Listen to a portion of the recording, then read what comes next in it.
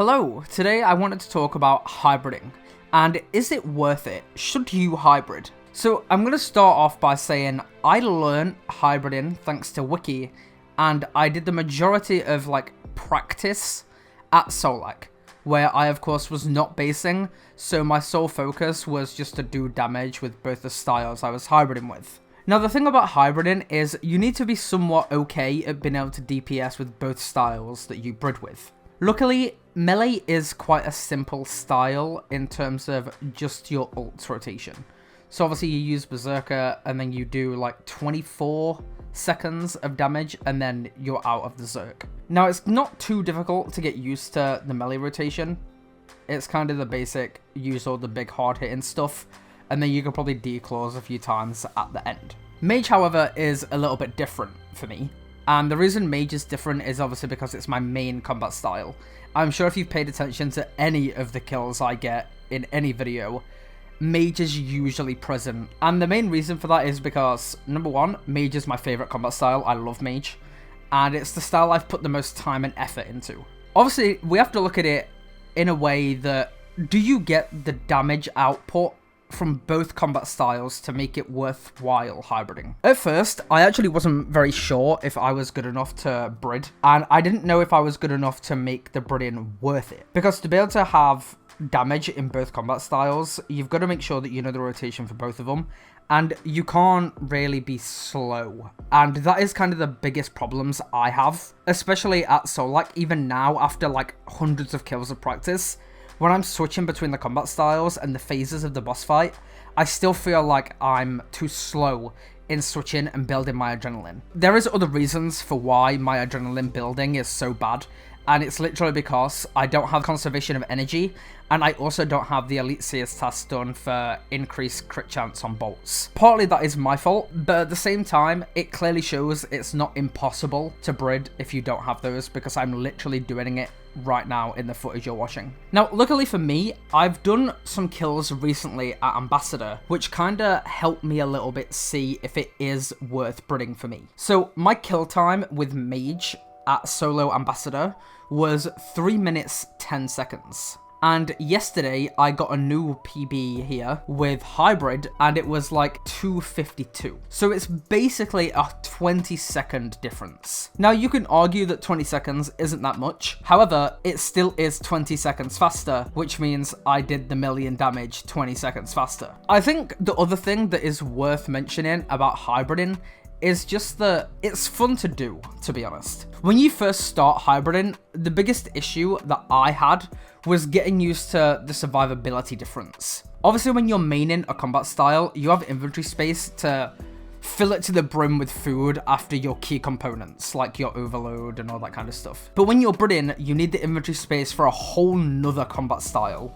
So you're left with very limited room for food afterwards. Now, luckily, I've obviously been PVMing long enough to at least understand that I should be using a couple of things like defensives. And defensives really do come in clutch when you're hybriding. Reflect is such a powerful defensive, and of course, Devotion. You've obviously got Resonance as well. Once you are familiar with the way that combat works in the game, I think that's when you can start looking into hybriding. After you have put like a decent amount of time into hybriding, I feel like that's when you can start doing what I've recently started to do, which is try and go do things like solo Ambassador with hybrid. Now, obviously, the big difference trying to hybrid now compared to a few months ago is that there's been quite a few buffs. Obviously, I made a video on the EZK and FSOA buffs, and obviously because they're the two styles I hybrid with, it automatically kind of means I'm instantly getting higher DPS because the buffs allow higher DPS. So I think if you are comfortable and you have the combat styles already, then now is probably a good time to learn hybrid if you want to learn it.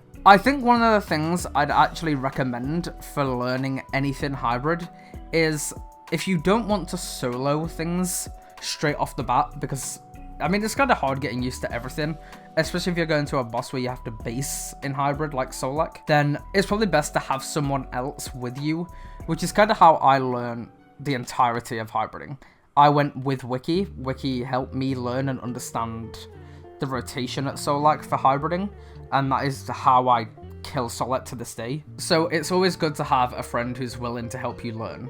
and without that, I probably wouldn't be hybriding. So I kind of wanted to give a bit of advice, even though I'm not the best person to do so, I'm going to anyway. If you want to learn hybriding, I recommend Solak heavily, if you can find someone to base for you. And the way that you should do it is start with Mage and alternate between throughout the phases. So you want to start off with Mage for the first phase, then you're going to easy case spec the boss at the end of the first phase, and then you're going to go melee the roots. I absolutely suck ass at melee and roots, by the way. It has been months I have been doing Solak hybrid, and after all that time, I'm still god-awful at roots. I don't know why, I'm just bad. But there is like a specific kind of thing you should do. So the first route you overpower, the second route you roar hurricane, the next one you barge destroy, and then the last one you're kinda building your adrenaline up to meteor strike. Because then you can switch back to Mage for arms, legs, and core, get a Sunshine if it's a spec, and then you can destroy the legs, arms, and the core. After this, I stay Mage for the eruption side of it, going up to kill Storm, and then when you're out of Storm and the eruptions are dead, you want to basically go into your melee rotation. Key thing here is the way that you kill the last eruption after Storm is dead. You can basically G-Conk, Omnipower, Tsunami for crit buff, and then from there you can Gricko to full adrenaline and go straight into a Zerk rotation with Adrenaline Pot. Then from there, during the same phase, you should have time to switch into Mage, do Sunshine rotation, or part of it at least, and then after, when he starts doing pads, on first pad you have time to do a full Zerk rotation again. And then, because of the easy K change, dealing 120,000 damage in spec, you can then get ready to build into a Metamorphosis at Elf. Now, the problem with Metamorphosis in Elf is you're kind of relying on spec reset a little bit. 90% of the time, you don't get a spec reset, so you've got to utilize Limitless and all that kind of stuff to actually get it one-cycled. Luckily, with how I do it with Wiki, we both go up in Metamorphosis, so a spec reset isn't super important because both of us go in means it's going to get one cycled anyway. And then the key thing is when you come out of Elf, you want a dummy Nami for crit buff, and then your Zerk rotation is back off cooldown, and you can absolutely destroy Solak in last phase in a few abilities. And now, I've basically just explained to you how to hybrid Solak throughout the entire fight. And the thing about Y is it's kind of the same thing everywhere. If you take Mage Melee to any fight and you're hybriding properly throughout, you want to start off with Mage. And the reason is because you need your easy case spec up for a full minute first. So I think my Ambassador is a really good example because I'm soloing. And the best way that you do it is if you pay attention to how I pre-build, I'll show the clip now so you can see it. The way that I do it is literally I get Incendiary Shot at Wars stalled. I teleport into the dungeon, I dummy, I release it on the dummy, and then I use Natty, so I get the insane adrenaline rebuild. And I instantly surge dive at Ambi to easy case spec and build straight into my Sunshine rotation. By the time that you've killed him down and get spinners, your easy K spec is ready to go when you're off spinners. So you can use Nami to get crit buff and then dive in with melee Zerk rotation and A-Pot and absolutely destroy him down to like 300k. And then you can get straight back into Mage and finish off the fight. Maybe what I could do is I'll show my rotation. I recorded it at the dummy so you can see it instead of only at a fight. I don't know how much it will help, but for the ending of the video, I'll throw in the footage and I will speak on the abilities and what I'm doing properly so you can see how I actually do the rotation. So to end off, before we dive into that part for the end, I have no clue what this video was. I just wanted to talk about the hybrid stuff and that it's fun, and if you're at a point in the game where you think you want a hybrid, I totally think you should because it's really fun and it feels like you're doing more than just camping a style. Like, it's really weird to explain, but it just feels nice that you're doing a little bit extra than just camping one style. So the answer to the title of this video, should you hybrid, Yes, I think you should if you're ready, because it's fun. Thank you for watching. This video was hella weird. I'll talk you through the rotation at Wars Dummies. Okay, so we start off by obviously drinking our overload, clicking the dummy, clicking insend, and then straight back onto the crystal to get the stall. Then you'll darkness to stay in combat. Don't surge while you have a stall or it clears it. Then we're going to smoke cloud to release it, and then we're going to natural instinct, and we're going to Greco to get all of our adrenaline back. Now we're going to easy K-spec and go straight back into our mage. Now we're going to sunshine, G-conk, dragon breath, tsunami, FSOA spec, G-conk, omnipower,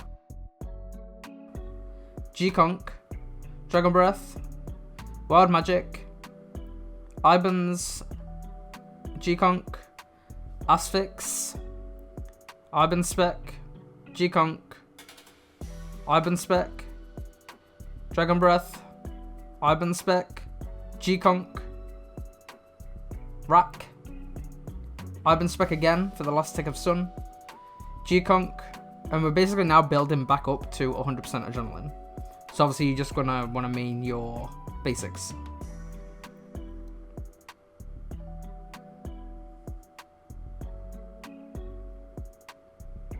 Now we're going to switch to our EZK, use Meteor Strike, switch to crossbow for Greco. Unfortunately, my obviously procs are dog shit, so it takes me a second to actually get back up to full. But now we're going to switch to full melee gear. We're going to get 120 adren. I guess I don't actually. But we're going to Zerk, Apot, Barge, Assault for the bleed. Then we're going to Roar. We're going to Spec. Then we're going to G-Fury and Overpower. Then we're also going to Hurricane, Smash, Declaws, 2 basics, another basic,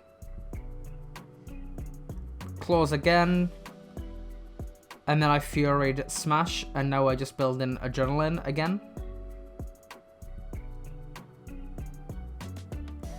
Then from here you Nami, Greco again, and now we're going into the back end of a sun rotation. Now obviously there's a couple of different ways that you can go about the crit buffs. Usually in this rotation here, I actually wouldn't use the Meteor Strike when I did. I would have saved the Meteor Strike for the ending, but because I already Nami'd, I couldn't use the Nami for the end of the first mage rotation. Hopefully this was somewhat useful. I'm not 100% sure how useful it was, but I thought I'd share anyway. This is by no means a perfect rotation, not even close, but it gets the job done at least. And obviously if you want to see better rotations and all that kind of stuff, I recommend looking at someone else's footage.